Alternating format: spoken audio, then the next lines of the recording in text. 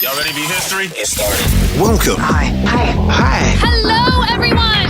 To the Pro Audio Suite. These guys are professional. They're motivated. Thanks to TriBooth, the best vocal booth for home or on-the-road voice recording.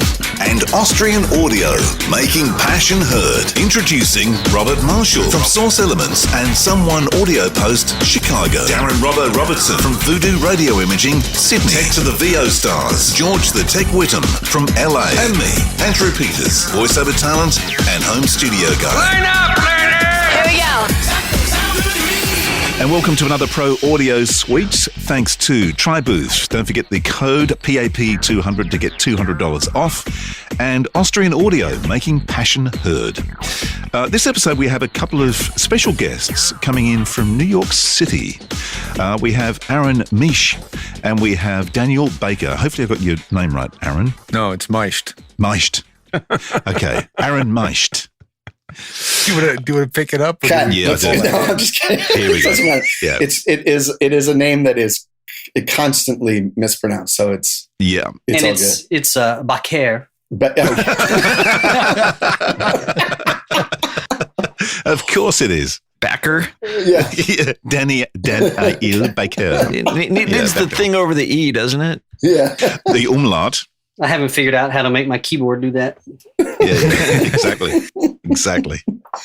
Oh my! All right, no, we're good. All right, so we're off to a flying start. So we know who you are now, but you do have a company called Broken Chord. Mm-hmm. Basically, sound design, music composition for Broadway and surrounds. Can you give us a bit of background on Broken Chord? Sure. Did you start it off, Daniel? Yeah, I started Broken Chord when I left graduate school and went out into the world. One of my mentors, Matthew Sutter, who's from down y'all's way in New Zealand, was teaching here, and a composer. We started doing shows together where he would compose and I would take his compositions and apply them to a play. And then you would be either, work on a show that had a composer already that you may or may not know. And, this sort of, as a sound designer, instead of like pulling things from CDs as it was back then, it'd be great to have a person that you develop a relationship with, a composer that you always work with that can, basically create content. And so that's how we came up with Broken Chord. And then Matthew got busy writing operas and doing other things. And I was introduced to Aaron on a project, and we hit it off straight away. And sort of Matthew fell to the side, and Aaron and I have been working in this way ever since. So basically your role, so you've got Philip who couldn't join us because he's unwell at the moment. So what's Philip's role and what's Aaron's role and what's your role? Philip is what we consider our system guy. So that becomes most apparent when we do a show on Broadway or any kind of four-wall install, like where you're designing the entire system, soup to nuts. When we deal with a regional theater or an off-Broadway theater that has a system that we're just like adding pieces to or moving things around, we will use Philip to come and tune the system so that we know we're getting the most out of that house system. Then he doesn't really involve himself too much in the sound design or in the dramaturgy of what we're doing.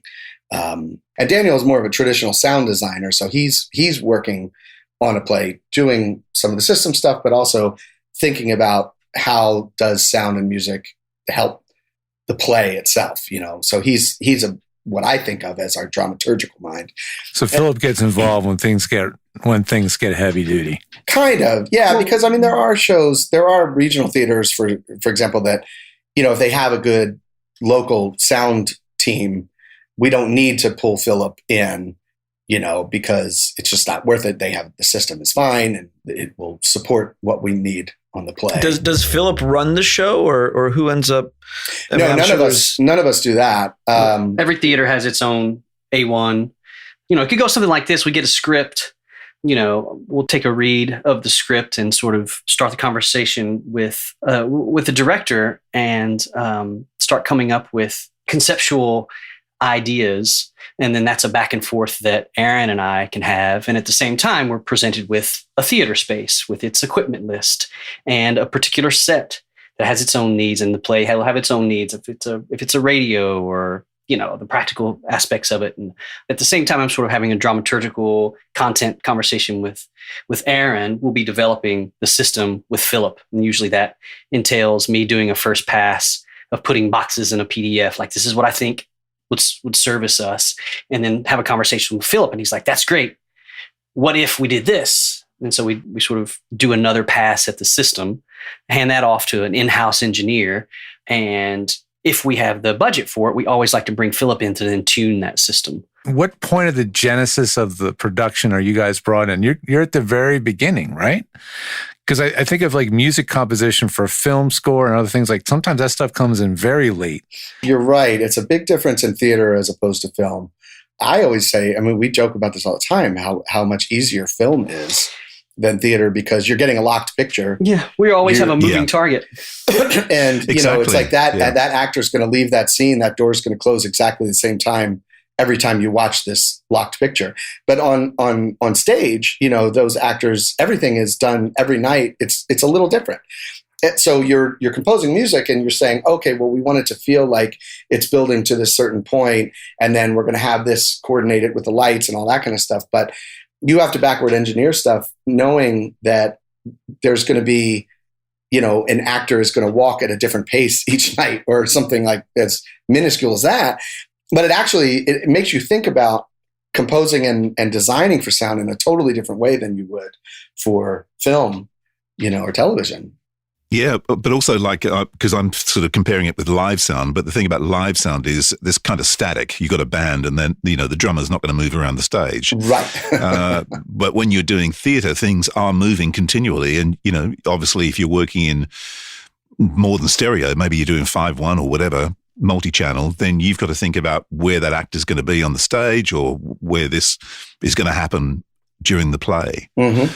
So do you actually have a plan that you work left to right and front to back? Tell me front to back, left to right. You mean like in a surround kind of situation? Yeah. Is that what you mean? Well, we have hundreds, like many speakers. Yeah, we don't really work in any kind of codified format. You guys aren't working in Atmos, really. You guys literally create your own format. Yeah, exactly.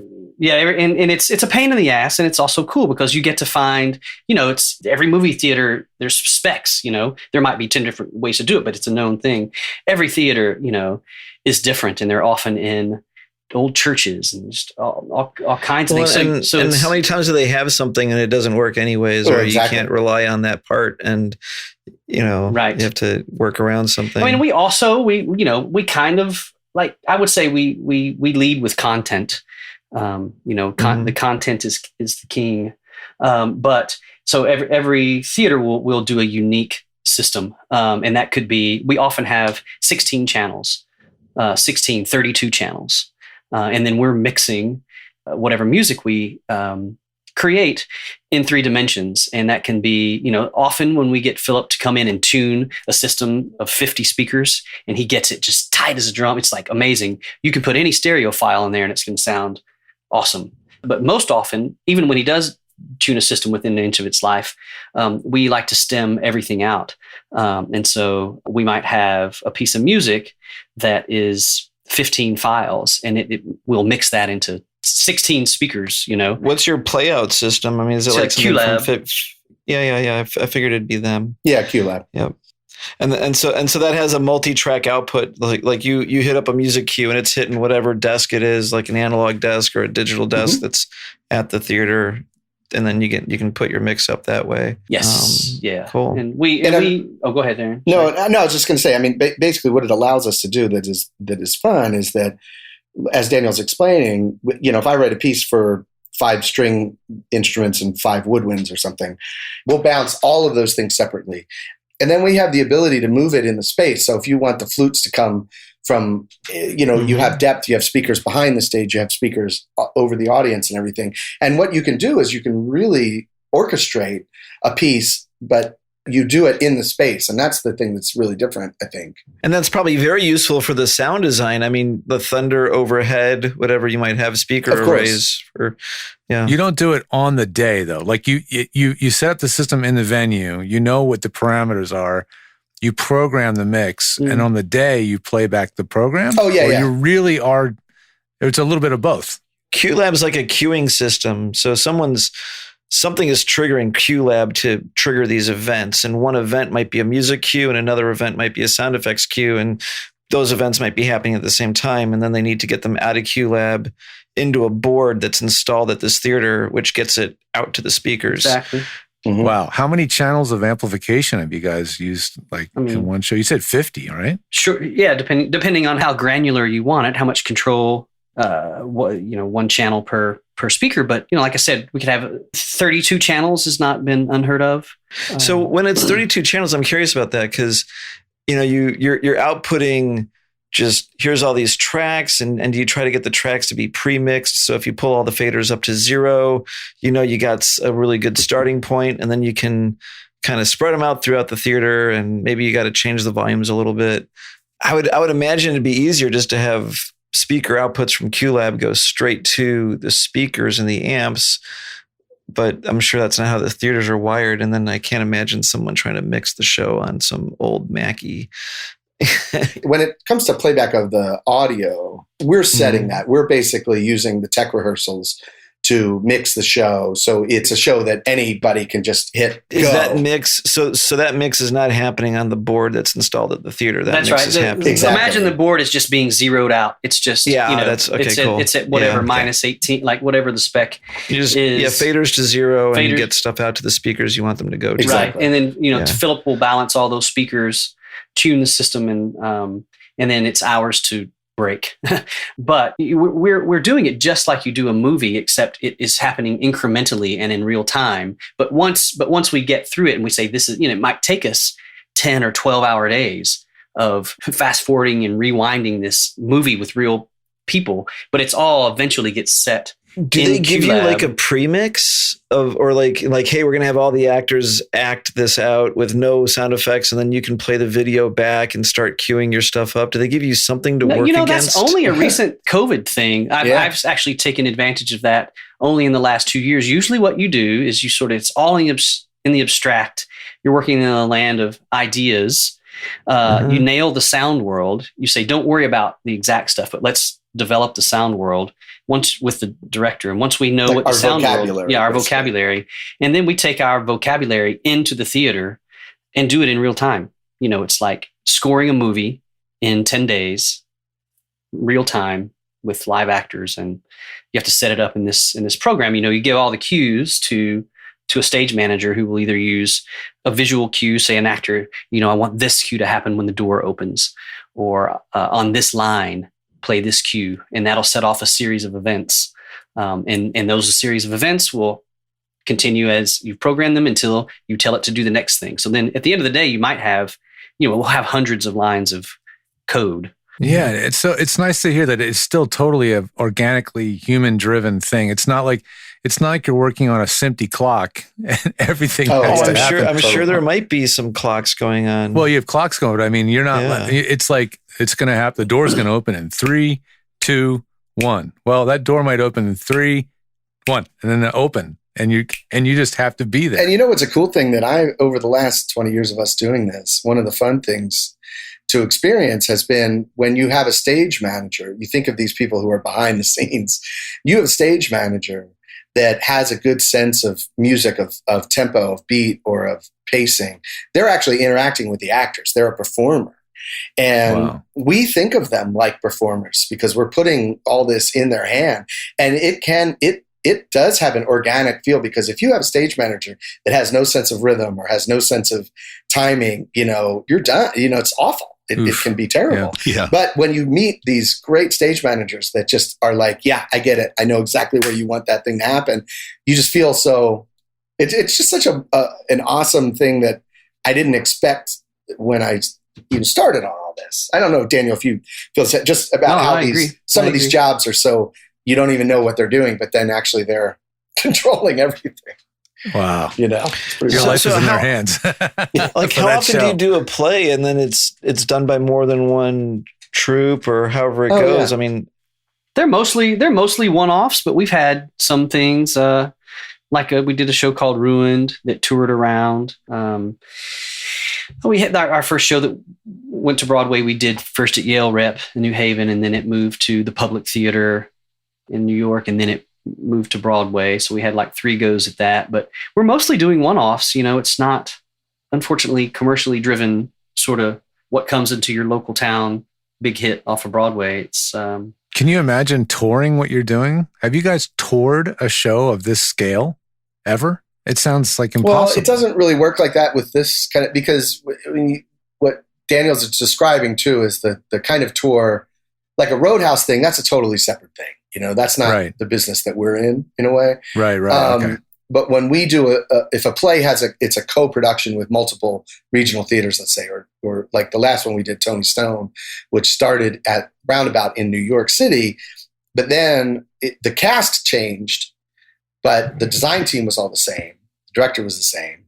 and that carried your work throughout each reproduction. Exactly. So for of that production, all of the music that I wrote, all the sound design, we just would move to the different space. The space. So who's hiring you? Is it the playwrights or is it the theaters? It's directors. the theaters. Directors. The theaters are paying us. But the connection is the director. Yeah. How often do you get to work with the playwright as well, or does that not really come up? Well, it depends. I mean, Shakespeare, we don't often get to. Yeah, it's too bad. Yeah, he's a bit dead, I think. Just a bit dead. Half the time, probably. Yeah, I would say half the time. We do new plays. Third of the time. Yeah, it's probably 50-50 plays that are in the canon and, you know, have been done multiple times, but we're just doing a new production of, versus plays that are, you know, a new play that the writer is just, you know, we're developing it in its first production or something like that. So, and they both have merits. You know, they're both fun in different ways because, you know, when you're seeing like a sister company that does lights. No, we always joke about our favorite lighting designers. We tell them that we're going to make them part of Broken Chord. Folks don't usually, you know, lighting doesn't happen like this. They're usually only idiots individuals who do it like this. Yeah. But do you guys feel like you're pretty unique, or is it not that? I don't know. How many others are doing what you do in the way that you do it? It is unique.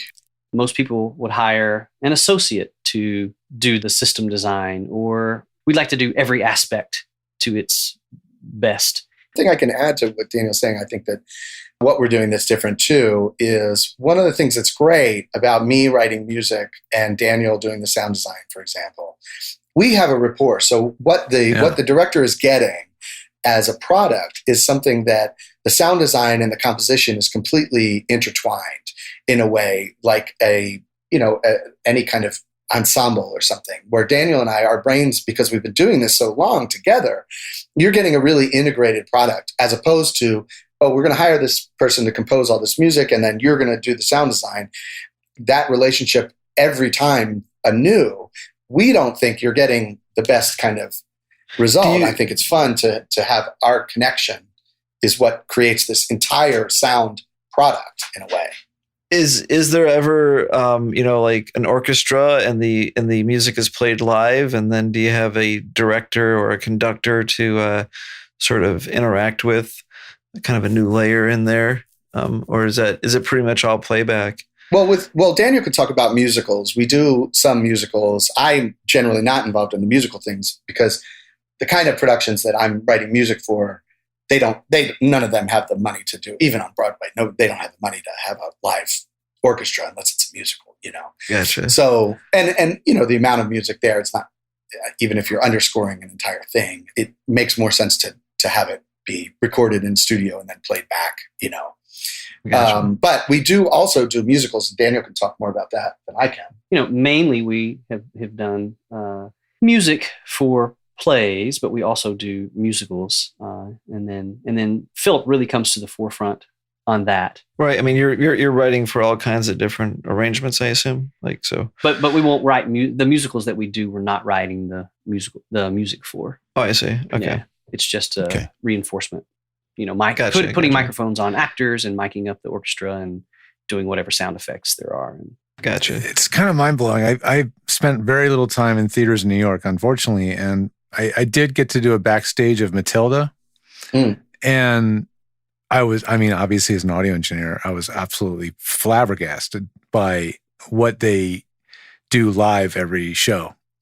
Like I thought, well, there's no orchestra, obviously. Like it's like because you can't see them. Like why would they be live? Like it's but insane. they're hidden somewhere, right? They're under the they're in the stage. friggin' basement. Yeah. No, they're in the Yeah, basement, man. They were like stages levels below the floor, like in these two different rooms. So not optimal, as you can imagine.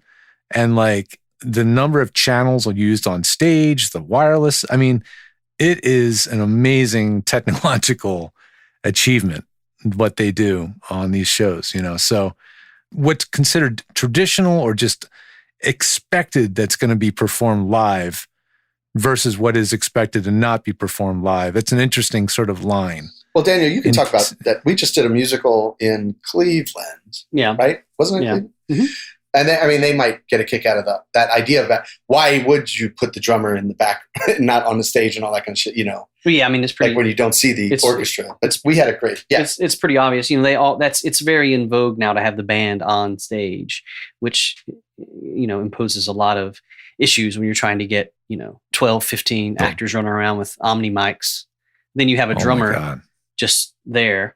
And so every production, depending on the experience of the director, you know, it's also a sound physics class for the whole team. And for whatever reason, even when you're doing a musical, which is all about music and sound, you're still sort of sound is the somewhat secondary? Last on the list as far as like it's crazy. It makes no sense whatsoever. I thought that was only the case for video. Or seriously, there's lots of. I mean, we all have our opinions of why we're a visual culture. Blah blah blah blah blah. But you know, they insisted in this last show that we did. They insisted on putting the drummer. They wanted the drummer on stage. It was like, fine. Well, then we need V drums. You know, we tried to explain it to them. If the drummer is gonna be the loudest thing on stage, it's going to get into the microphones of the actors, and so you're going to be, you know. Well, can't you put a little foam ball around each microphone? Won't that soundproof the microphone? No, you just need a Chaotica eyeball on each microphone. Chaotica eyeball. Yeah. I was a friend of mine's touring at the moment in the States with a band, and they're touring with PIL and Blondie and a bunch of other bands. But I was watching, he was doing a live stream last night from backstage as they were bumping in and bumping out. And I saw, like, he couldn't believe it either, but Clem Burke, who plays drums and has done for Blondie since the get-go, must be incredibly loud because his kit was behind Perspex. Oh, yeah. That's not that uncommon.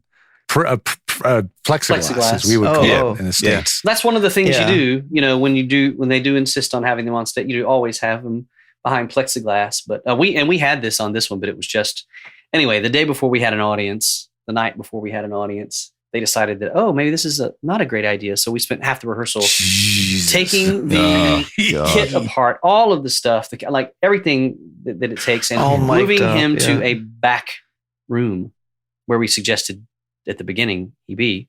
Right. And, you know, we did this kind of like Herculean feat. And then suddenly the actor's like, oh my God, it sounds so much better, you know, because there's this big fight in theater now about whether you fold back actors, actors' own voices to the stage, which, you know, best practices you don't, you know, because, they, you know, some folks do now, and so they kept wanting. They're like, we can't hear ourselves. Microphone to an opera singer. Yeah, they're like, we can't hear ourselves. And we're like, well, yeah, there's a couple things. There's a drum kit wailing away 10 feet away from you, so we got rid of that. And they're like, well, just turn us up on the monitors. I'm like, yeah, but all your microphones are picking up drums. So if we put that back on stage, we're just putting drums back. Like, and folks just go glazed. You know, they don't. You know what? Here's the thing. It's way easier on Zoom. If you use lighting and camera as an analogy for sound and acoustics. Yeah, just put up something in front of the fucking light or. Well, that's what I do with actors. Like when I'm explaining acoustics, like I try to relate everything to camera and lighting, because people get when it's in focus, they get when the lens is long or short. They tend to kind of get that stuff. So that's like, interesting. if you can like relate to what they kind of understand. Okay, well, look, here's what's thing. If we put a spotlight on you, and then I shined a special, spot in another color on you, you wouldn't really see the other color because the spotlight's brighter, or I don't know, something like that, or you can literally demonstrate it. This is what's going on here with sound, and then they can kind of get it. But it's that analogy, because people are so visual, Yeah. Oh, wow. What an interesting challenge. That's amazing.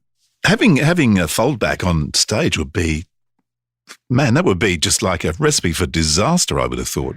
Like the only reason why I would imagine you need fullback on stage is if you have like actors on either end of the stage and they're like playing some sort of part where they're like, I don't know, you do the thing where the spotlight shines on one actor and they do their line because they're talking on the telephone, and then it switches to the other side of the stage, but they're just talking and they're really far apart. Like maybe you need a little bit of fold back there so they can hear each other. Right. Yeah.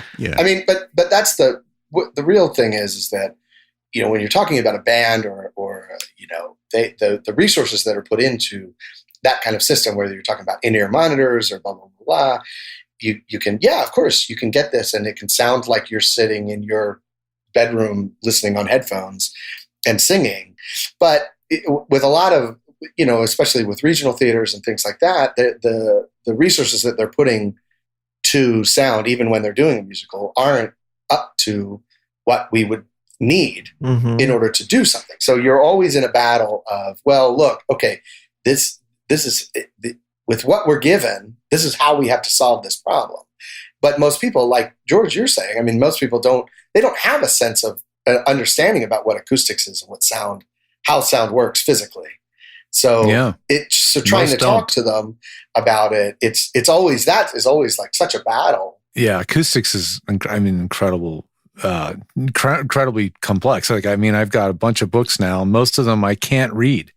I don't have the mathematical training, the physics training to grasp it. So I have to study everything that's very practical in nature because I need to grasp it. And then I'm taking that information and then translating it to explaining somebody who's in her somebody who's in her standing in her closet.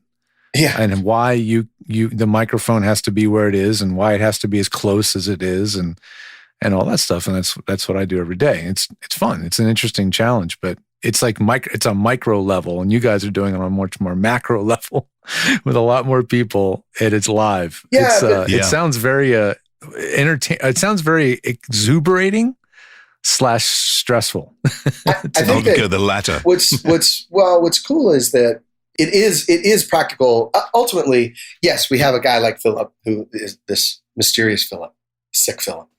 Oh, Philip. We have him, and he is a technical kind of wizard, and he understands. He is a mathematical kind of brain. Yeah. And he does understand that when things are not sounding right, it's because of this and this and this and this and this. It goes way over my head. I'm like, I don't know. I mean, is the saxophone in tune? That's what I'm thinking about. Mm-hmm. But really what we do that is kind of fun is that it is about practical. You do just, in the end, you rely on your ears.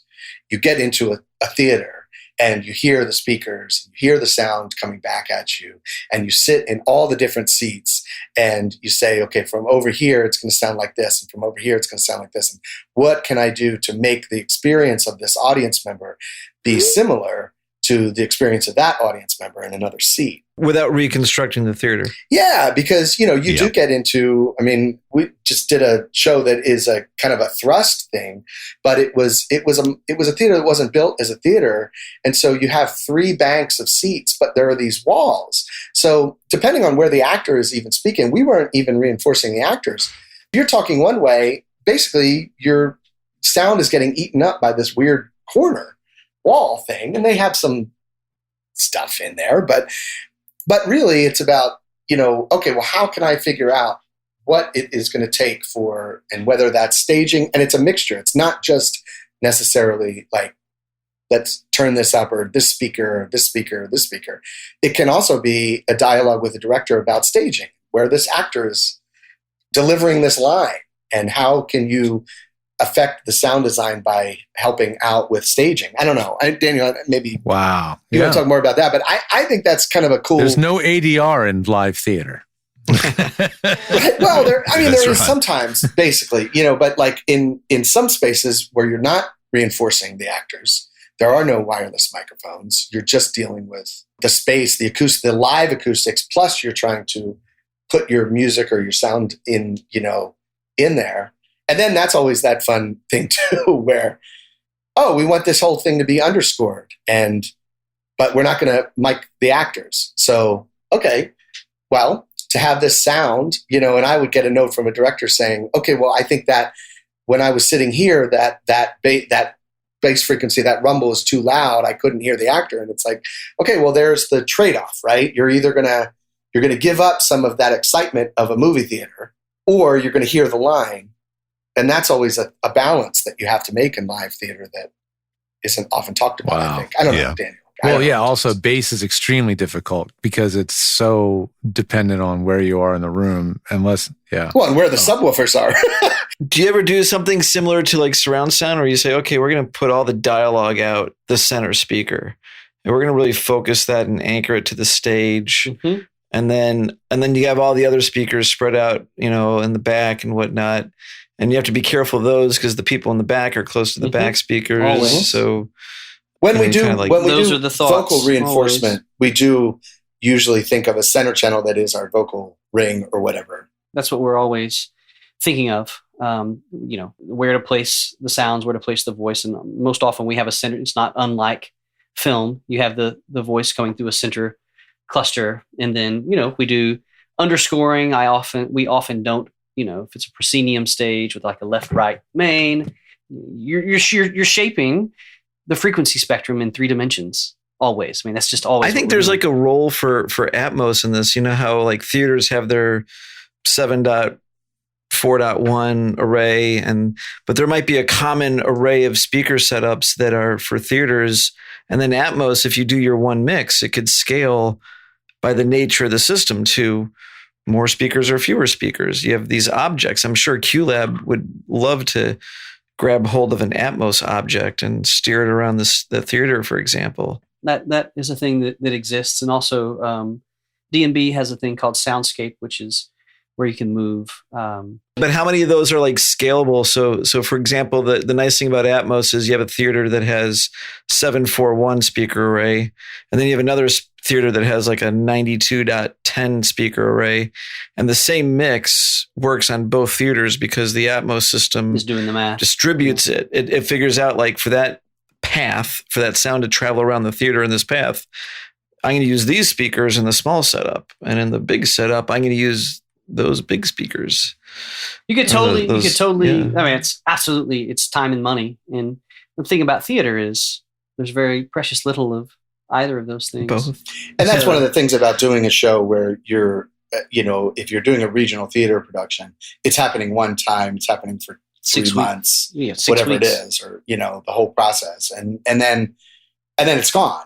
If we were saying, okay, we're going to do a 20 city tour of one thing, right? That's a different idea. That's going to help. That Atmos idea would help out there a lot. Exactly. And that is. But in our small way, when we do have a show that is going to move from theater to theater, that's one of the things that Philip takes into account initially.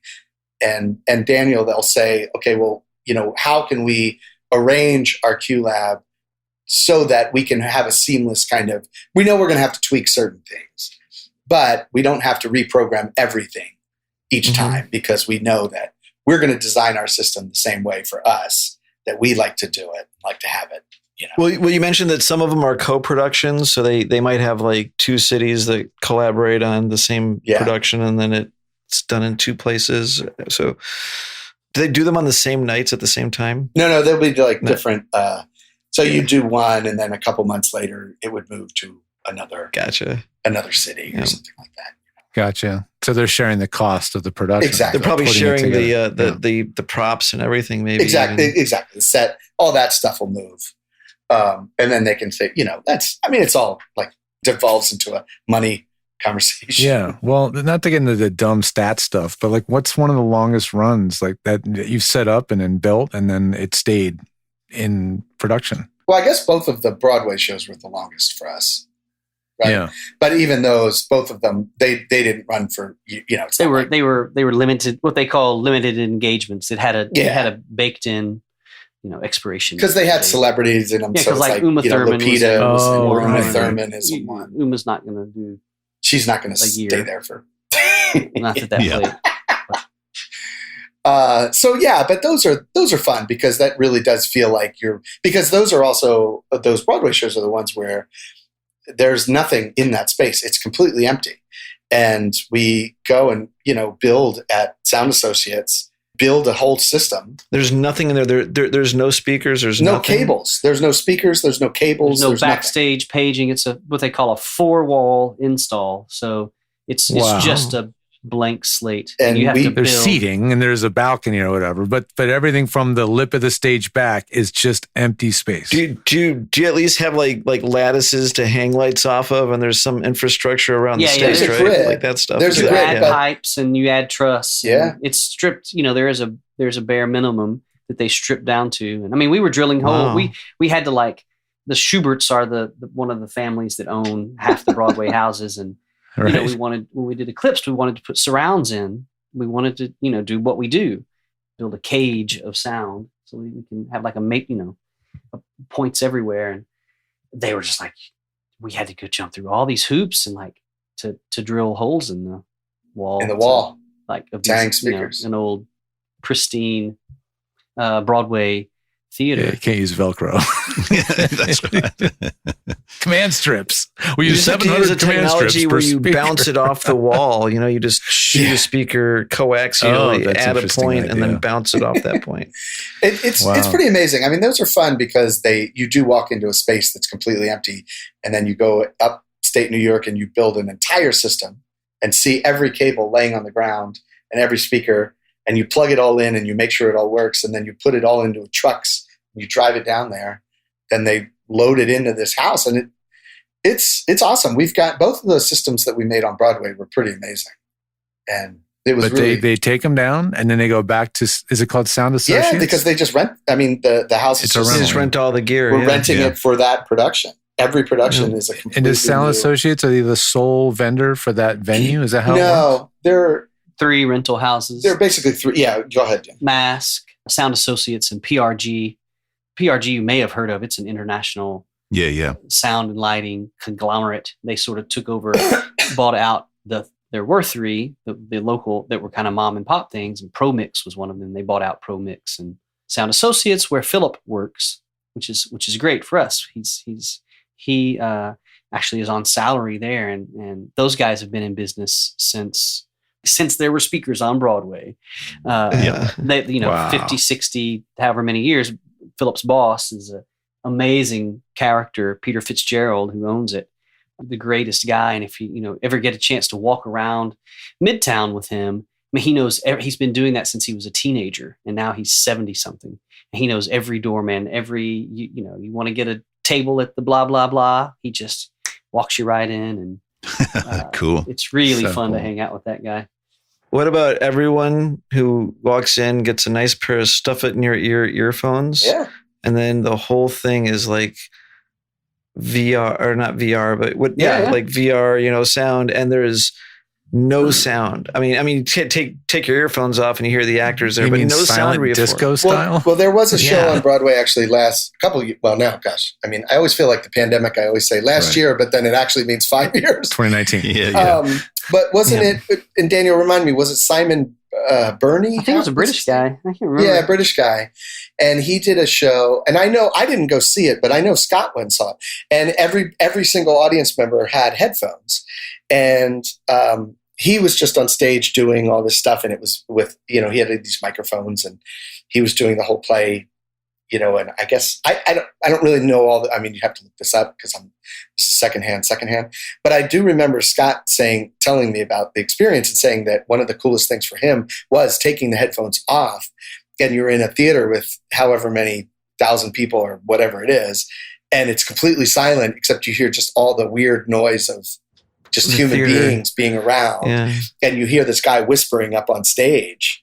And so, yeah, I mean, people are experimenting with that Well, stuff. we did a show like that outdoors where we did Electra outdoors. That's right, in Dallas. Yeah. They have their version of Lincoln Center, which they have their symphony and they have their few opera, their opera house and their theater, and they have this space where they do concerts. This really cool concrete, like really cool architecture. Like, let's do Electra out there. Well, thing is, it's like by a freaking highway. So the thing we ended up doing was putting all the actors in mics, and the audience would move around, but they would have an assisted. We co-opted this assisted listening stuff, so every actor or every audience member had a pair of headphones, and so I was not only mixing the actor's voice and the score through their headphones, but I also had loudspeakers in the space. So I was messing with like, what do you from get the headphones and we get from the speakers? From the headphones, exactly. Sure. Yeah, Mixing. So you're mixing those two ideas. Well, didn't you have, what was her name? Who was the A1? She was driving around on a cart. So because the actors were moving,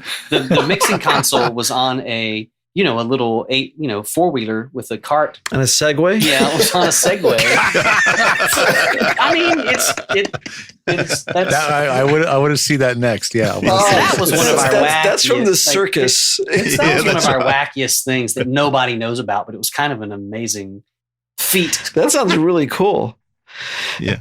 I mean, I think there's some practical uses for that alone. You're doing this wonderful sound work, and I can think of even my mom. She's starting to lose her hearing. We've gone to plays, and she gets the little like one ear thing, and you listen to that, and it's like just the actors, and the perspective is all gone, and it's like such a tiny sound as well. Yeah, and it's like, okay, that's what she's getting, but in a way, kind of like if everyone had, or everyone who needed that, can have, it's almost like bionic hearing. It's almost better that you could give them I remember I was at this, at NAB, I was at this thing for DTS where they played this whole mix over their giant version of Atmos. It was, surround all over your head.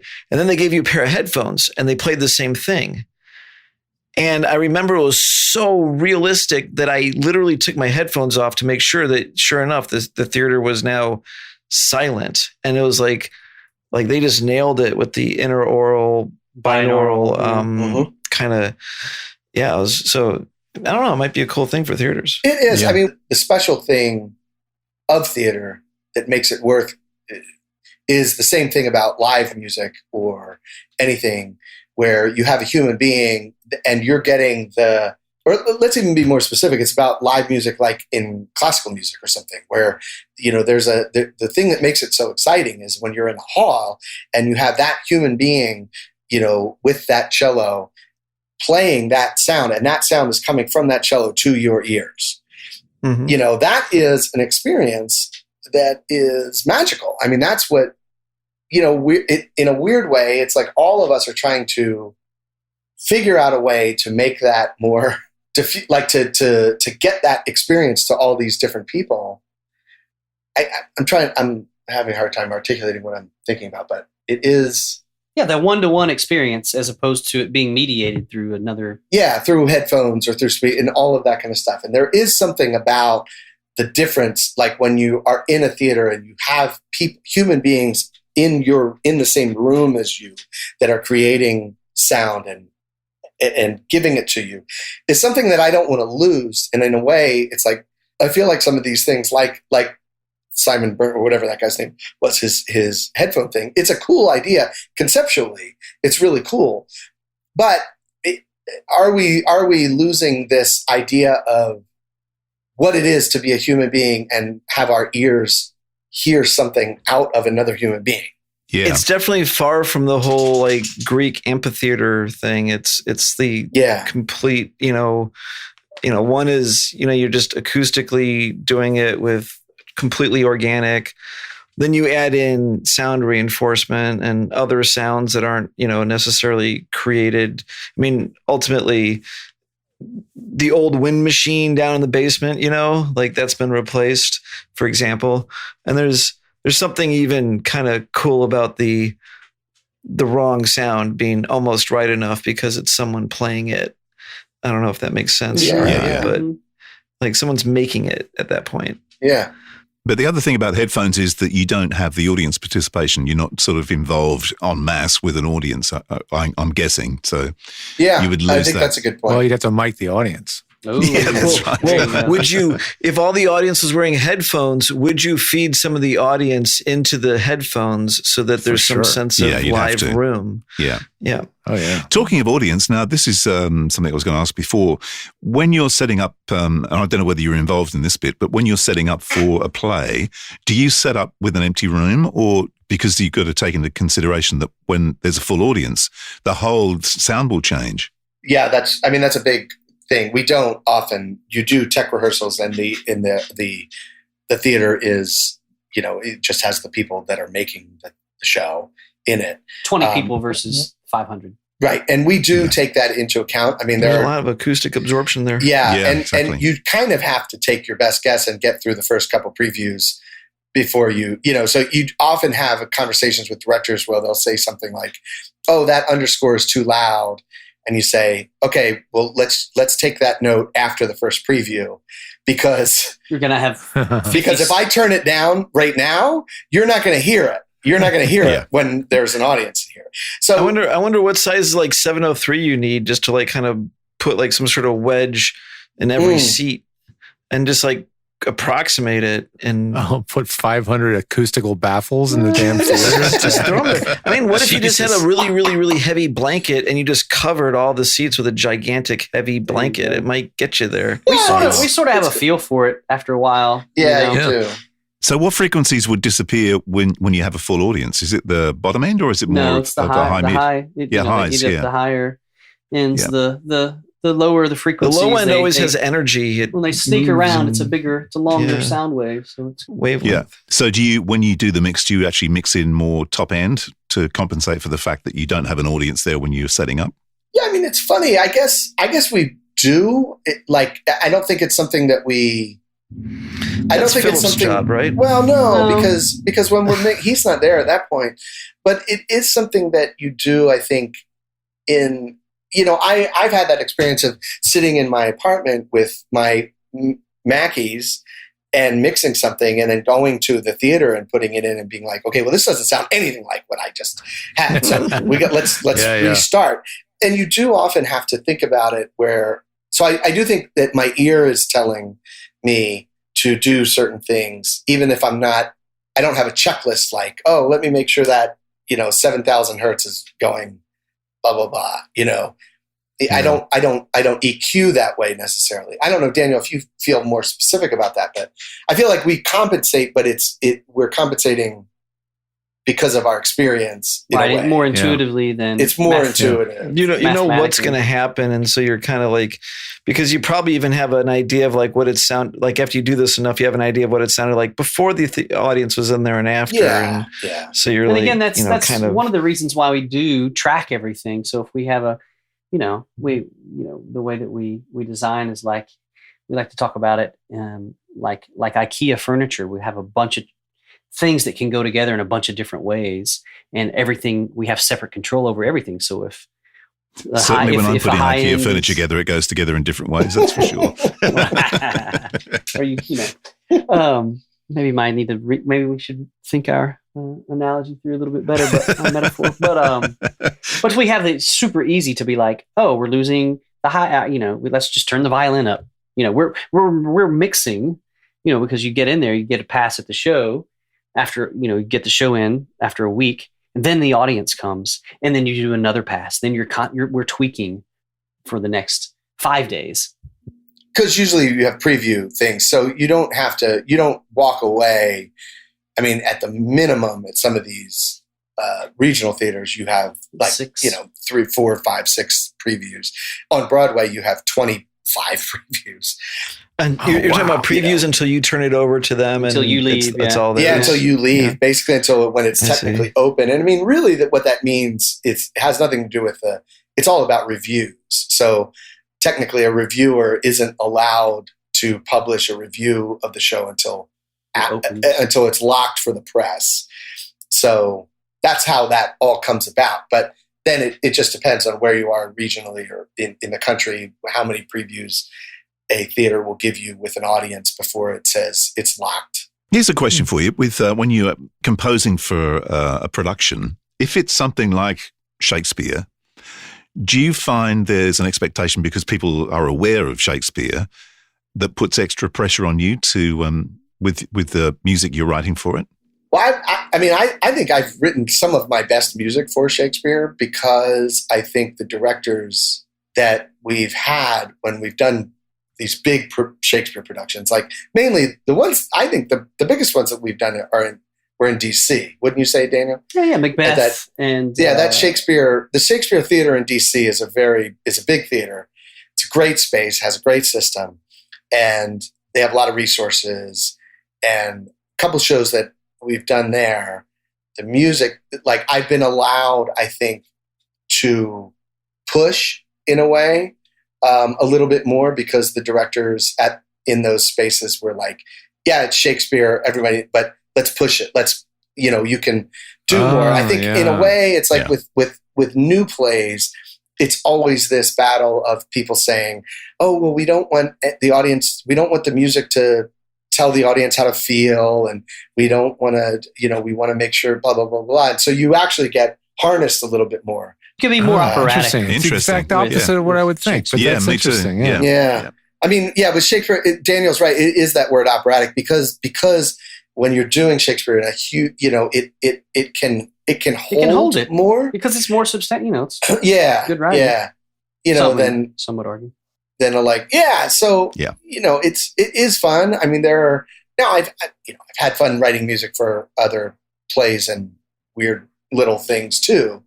It can be really rewarding. Dude, this was freaking cool. And we will definitely sometime get Philip to really go down the technical rat hole with Robert. Well, we're just going to give them a room. No, you should. And we're just going to go. Philip would. It's a thing. It's a dark place. Well, that was fun. Is it over? The Pro Audio Suite, with thanks to Tribooth and Austrian Audio, recorded using Source Connect, edited by Andrew Peters and mixed by Voodoo Radio Imaging with tech support from George the Tech Whittam. Don't forget to subscribe to the show and join in the conversation on our Facebook group. To leave a comment, suggest a topic, or just say g'day, drop us a note at our website, theproaudiosuite.com.